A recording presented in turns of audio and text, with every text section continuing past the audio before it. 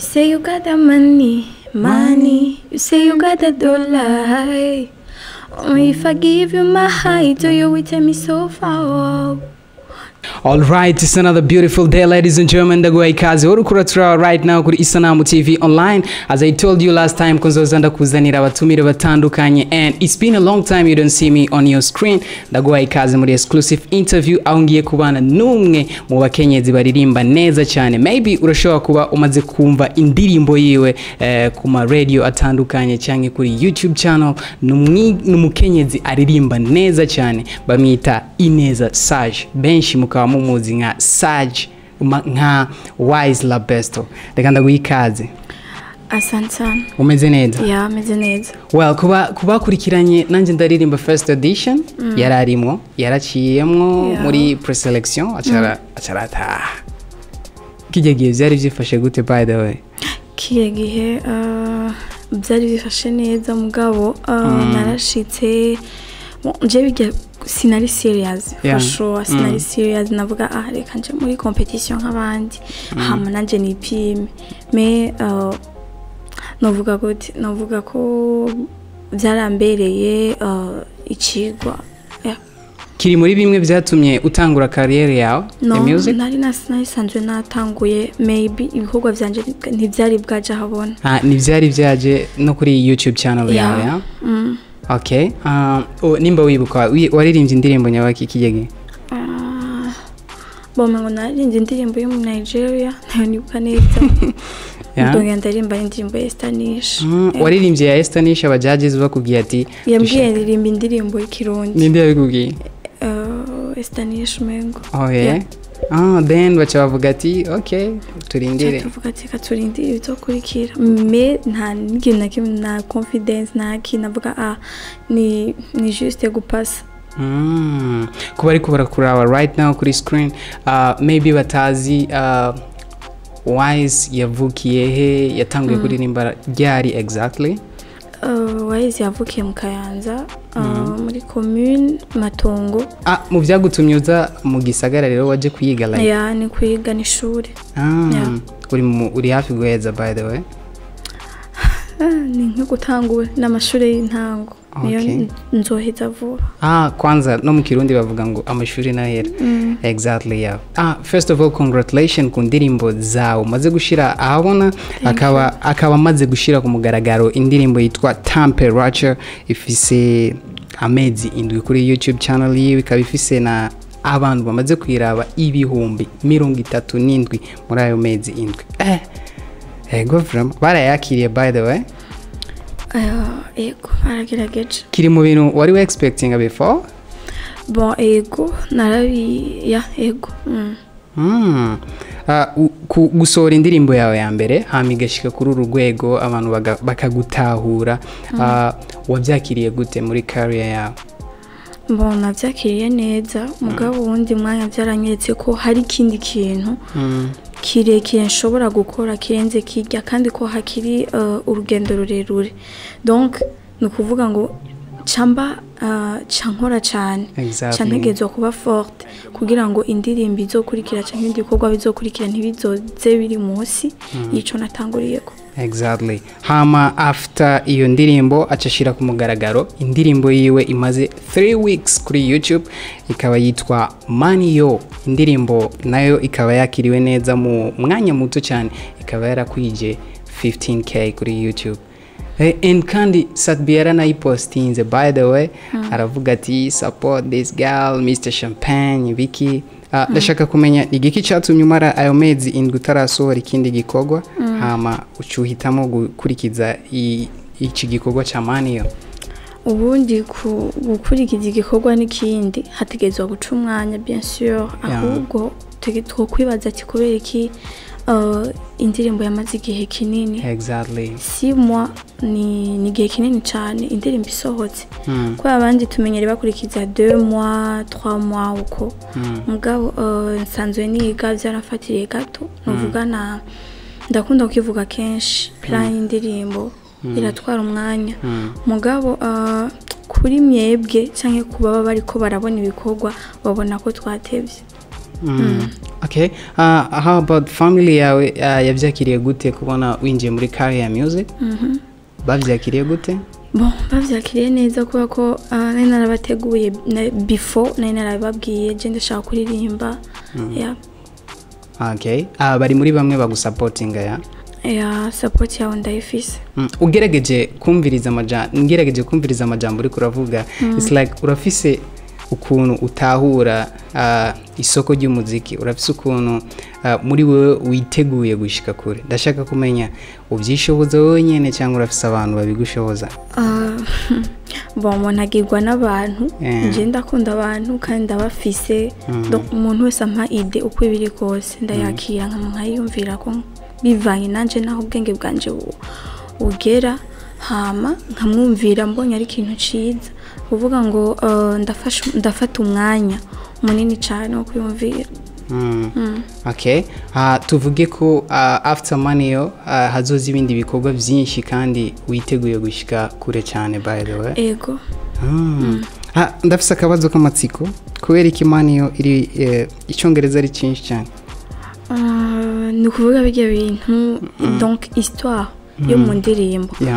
Ni ikintu si ikintu twavuga ngo kiri muri peuple iyi ngo hari habo vyimiriwe.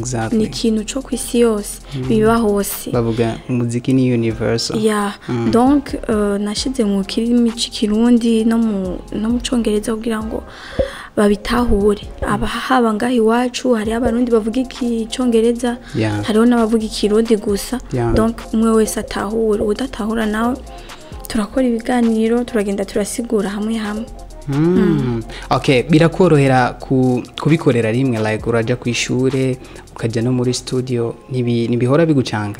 Bon, byose ni gestion uravuga ati reka nkora iki mbe ndaretse iki uyu munsi mugapana kuvuga ngo reka mbanze nkora iki muri aya mezi hamasubiri ko ya. Donc muri 24 heures umuntu ashobora gukora ibintu byinshi cyane mu masaha 28 umunsi umara. Umuntu ashobora gukora ama activité menshi atandukanye. Rero activité zibiri ishure n'umuziki nibaza ko ntivyondosha cyane. Warabaye umwe mu bakenyezi bahawe collaboration muri album ya X Factor. Sivyo? Ego. Wotwibutse indirimbo yariyo? Ni indirimbo yitwa Yolo. How was it experience gukorana na X Factor? D'abord narize gukorana n'umuntu donc jewe igiswahili vraiment ndacisha ko bisanzwe igiswahili ndi vraiment cyane. Mugabo naracize ku nguvu. Turi muri studio nkagerageza nkavuga ati ntegerezwa kumwishura nataka iki kandi bwa mbere ndanamubonye face to face. Donc narahigiye communication ukuntu ushobora kuvugana n'umuntu mudahuza ururimi.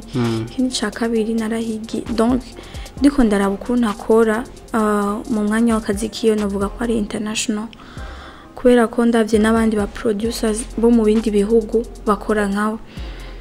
Donc ubu sinogira n'ubwoba bwo kuja hanze. Tuvuge ko bitagoranye muri studio nta na gato. Indirimbo zawe niwe wiyandikira? Ego. Urakwiye amashi vraiment. Urakwiye amashi for real kuko ugerageje kumviriza indirimbo yawe ya Maniyo ni indirimbo irimo ubutumwa burenze cyane like kuba kenyezi na generation turimo like hari abantu baja mu bintu bidatahuritse. Ndashaka kumenya the idea y'ige ndirimbo yaje gute? Ya Maniyo. Bon. Nabikuye mu bantu je inspiration iva mu bantu canke nkayiha jewe jenyene. Donc n'ubuzima aba jeune canke twese tubayemo muri kino gihe donc isi yose presque abantu bose babayemo tubona. Donc kavuga ati iki kintu reka ndagisohore bakimenye kumbure cyo babera icigwa. Okay, Wise mu buzima busanzwe n'umuntu abameze gute? Wise mu buzima busanzwe donc ubuzima apart yo kubura umuririmbyi kazi ari abantu bakuzi mu buzima busanzwe uri umuntu ameze gute? Wise n'umuntu akunda kuyaga. N'umuntu atekereje adasara cyane niko navuga. Kandi Wise n'umuntu akunda gusoma. urakunda gusoma ibitabo? Bon basa akantu kose mbonye naho noba si kuvuga ngo ibitabo selmo naho noba nciye ku nzu ndavuga ati reka mpagarare ndabe ikintu canditseho bon n'ibitabo bon yego n'inkuru haba kuri internet. Kuba uririmba no kwishure like abanyeshure bandi bagufata gute? Bon bafata nk'abandi bagenzi babo mugabo hari akantu usanga kahari ko gutinya ikigwa asanga baragutinya ukuntu. Ntibiri mu bintu bituma like uba découragé wibaza ko peut-être abantu barashobora kuza barantinya bivanye n'ukuntu bambona kuri YouTube abantu bampostinga ba star and all that? Bon hariho ababitahura mugabo je ntibishobora kundekuraje kubera ko ndabizi kuko nanje ndumwe mu bantu bagenda bajuja abaririmbyi mugangiye kuraba ubuzima bwabo naciye nsanga tumeze ico kimwe donc nanje kuba ngiye kuba umuririmbyi ndabitahura cyane numva ncanishira mu kibanza cabo directement.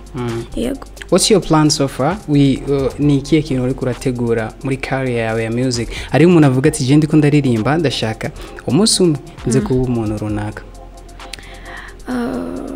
Bivuye mu muziki. Umuziki dufate urashobora gukora muri bank uri kandi n'umuririmbyi kazi jewe ikintu nibaza ko nzokora ikintu shaka vraiment shaka kuzokora business ndayifatanya n'umuziki kujya muziki nkora promotion ya business yanje. Turafise ukuntu abantu batandukanye babona umukenyezi ari mu muziki bakamufata ukundi kuntu biri uri kuvyitegurira gute like guha yindi shusho abandi abo bantu bafise icyo cyumviro cyo kuvuga ati nta mukenyezi aririmba nta mukenyezi aja agomba kugenda mu bintu nk'ibi?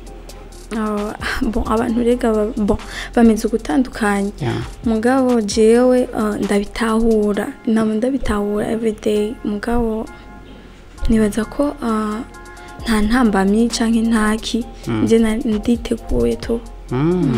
Okay, twatanguye interview wambaye amarori hari abantu batarakubona exactly ndashaka kukure kwa amarori kugira ngo bakubone neza ubarabe ngaha kuri camera.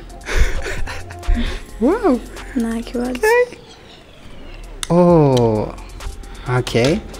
Hama rero ndashaka uvugane n'abafans bawe bakiri indirimbo yawe ya Maniyo ubabwire n'ubutumwa n'ivyo ushaka ko na views ushaka ko bashika ko kugira ngo ubaye ikindi gikorwa by the way.